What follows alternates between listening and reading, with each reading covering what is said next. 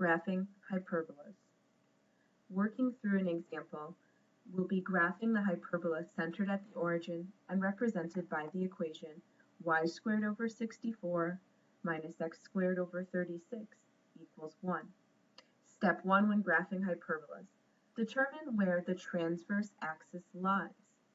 The standard form that applies to the given equation is y squared over a squared minus x squared over b squared equals 1. So the transverse axis lies on the y-axis. What does this mean? So we'll take our xy coordinate plane, the Cartesian coordinate plane. Here's the origin where x and y intersect, the point 0, 0. And the y-axis is this axis right here. It's the vertical axis.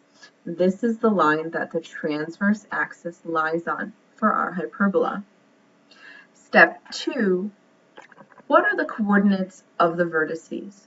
Remember, a hyperbola with a transverse axis on the y-axis has vertices of the form 0, positive or negative a.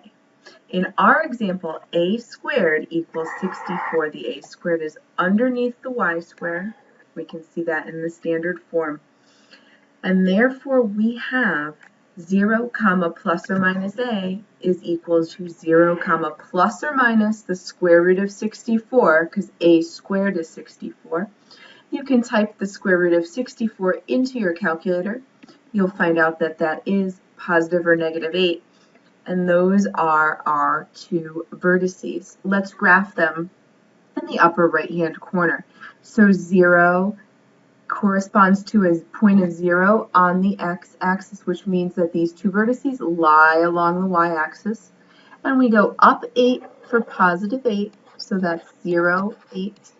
And we would go down 8 for negative 8, and this point is 0, negative 8. And so far we have the center of our hyperbola graphed, and we have the two vertices of the transverse axis. And moving along to step 3. What are the coordinates of the co-vertices? Remember, a hyperbola with a transverse axis on the y-axis has co-vertices of the form positive or negative b, 0. Here our b equals 36.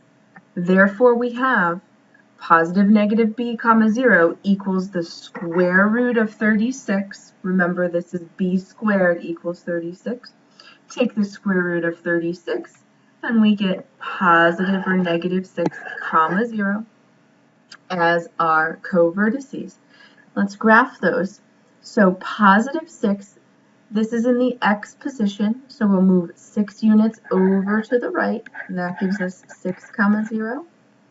Negative 6 is 6 to the left on the x-axis, and this point is negative 6, 0.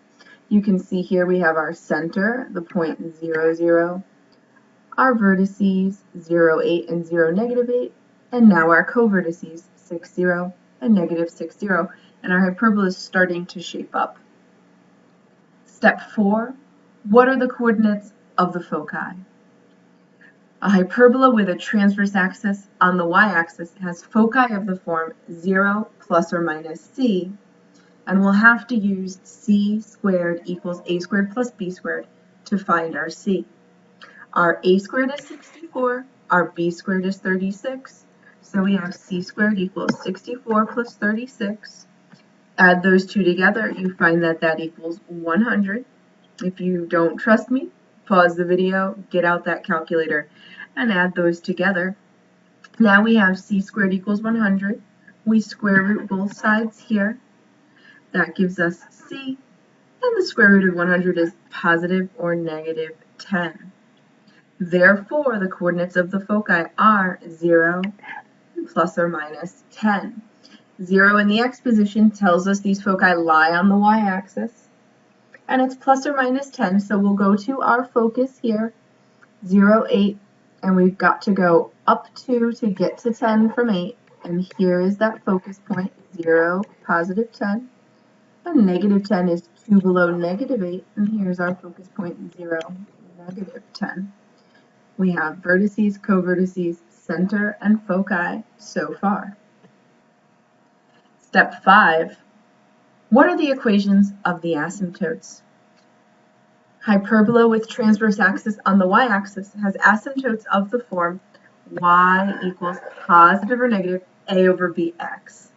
In our example, a squared is 64, b squared is 36, and therefore we have a equals positive or negative 8, and b equals positive or negative 6. That's the square root of 64 and the square root of 36.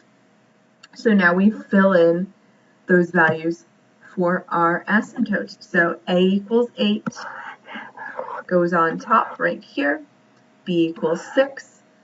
8 6 can be reduced to 4/3 if we divide each term by 2. So 8 divided by 2 is where we've got the 4 from. 6 divided by 2 is where the 3 came from. And the equation of the hyperbola's asymptotes is positive or negative 4 over 3 times x. And that's going to give us two lines, one with a positive slope coming up through the center like so. That's the 4/3 x. The other equation, which is negative 4/3 x, comes down just like that. Now that we have everything roughly plotted here, we have our foci, our vertices, our covertices, our center, and our asymptotes. We can take a look at what the graph of this parabola actually looks like. So looking at this slide, we see everything that we just did. We've got our vertices, our covertices, our foci, and we've got two asymptotes just where we drew them. The last step that we hadn't done was actually to draw in the curves of the hyperbola. And we know that the hyperbola has a point in the middle that touches each vertex. It never touches the asymptotes, which is why we drew them there. And then the focus is inside. We have these two curves, each touches the vertex. The foci is inside, and they never touch the asymptotes. And that's how we graph a hyperbola.